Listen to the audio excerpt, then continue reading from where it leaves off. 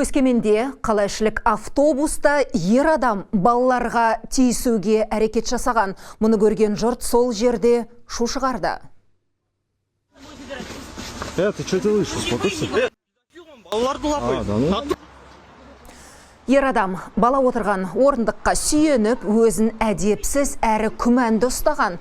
Оның жас балаға қол жүгірткенін байқаған жас жігіт айғай салған, куәгерлер дереу дабыл қағып, ер адамды көліктен түсіріп жіберді.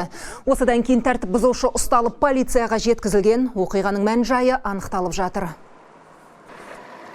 Установлены и доставлены в полицию. Оқиғаға қатысқан барлық тұлғалар анықталып, полицияға жеткізілді. Аталған факті бойынша бір азамат қоғамдық орында тиісу әрекет үшін жауапкершілікке тартылды, ал соққы жасаған өңір тұрғыны ұсақ бұзақылық үшін жауапқа тартылды. Шығыс Қазақстан облыстық полиция департаменті азаматтарды қоғамдық тәртіпті сақтауға және даулы жағдайларды тек заң аясында шешуге шақырады.